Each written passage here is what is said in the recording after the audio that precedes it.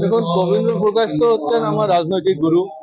ওনার হাত ধরে আমি রাজনীতিতে প্রবেশ করেছিলাম 1991-এ।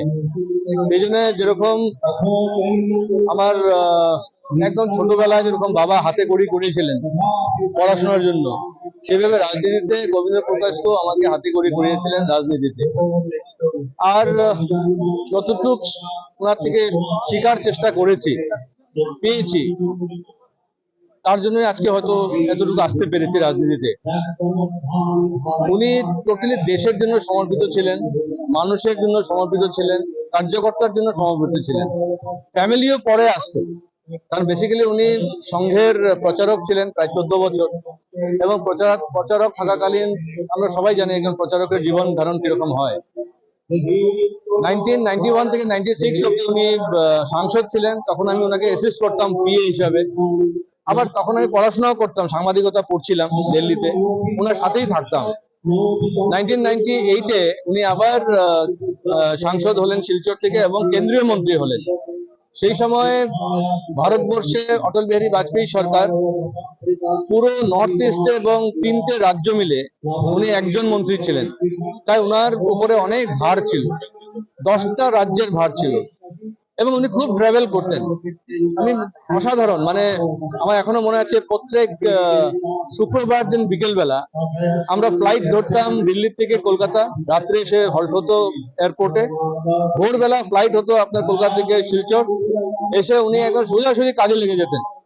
সেই সকালবেলা আপনার 5:50-এর ফ্লাইট ধরে শিলচর পৌঁছে কোনো রেস্ট নেই, পুরো কাজ করার পর শনিবারে কাজ করতেন, রবিবারে কাজ করেন, সোমবার দিন সকালের ফ্লাইটে আবার দিল্লি চলে যেতেন। আর এইভাবে উনার মাসের পর মাস গেছে, যতদিন উনি মন্ত্রী ছিলেন সেইভাবে উনি কাজ করে গেছেন। আসামের কোনো জায়গায় বাদ নেই যে মন্ত্রী থাকাকালীন উনি যাননি। উনি বলতেন যে আমি বরাকের হতে পারি, আমি শিলচরের সাংসদ হতে পারি, কিন্তু আমার দায়িত্ব আসামেরও রয়েছে।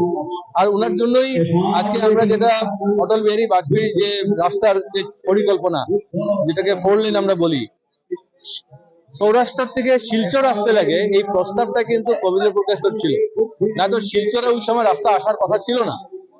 এই জন্য সেই রাস্তাটা যদি আজকে শিলচর অব্দি পৌঁছচ্ছে, তার মূল মানে মানুষ হলেন গোবিন্দ প্রকাশ। আর সেই সময় অনেক ধরনের ডেভেলপমেন্ট হয়েছে, টেলিকম ইন্ডাস্ট্রিতে বিশাল তখন ডেভেলপমেন্ট। আজকে যেটা বেসিক টেলিফোনি বলি বা রুরাল টেলিফোনি বলি, গোবিন্দ প্রকাশের আমলে থেকে সেই মানে ইয়েটা আরম্ভ হয়েছিল। এই জন্য উনি বলতে পারেন যে যতদিন উনি সক্রিয় ছিলেন, 24 আওয়ার সক্রিয় ছিলেন। আর যখন উনি রাজনীতির থেকে সরে দাঁড়ান, তখন আমরা সবাই জানি উনি একজন ফকিরের মতো ছিলেন, ওনার কাছে কিছুই ছিল না। যেই ডিপার্টমেন্টে হাজার হাজার কোটি টাকার কেলেঙ্কারি ছিল, উনি আসার পর সেই ডিপার্টমেন্টটাকে উনি সোজা করে ফেললেন, এবং উনি ওখান থেকে কিচ্ছু নিলেন না, উনি দিয়ে গেলেন সেই ডিপার্টমেন্টকে। আর তারপরে ওনার জীবন ধারণটা আমরা দেখেছি, একজন সাধু সন্তের মতো, একজন ফকিরের মতো উনি ছিলেন। এই জন্য অসাধারণ ছিলেন, মাটির মানুষ ছিলেন। আজকে ওনার যে মানে আদর্শ, সেই আদর্শগুলোকে যদি আমরা একটুকু যদি পালন করতে পারি, মনে করি আমিও যদি সেটাকে নিতে পারি, তাহলে আমি মনে করি যে রাজনীতিতে আমরা নিজেদেরকে ধন্য মনে করি।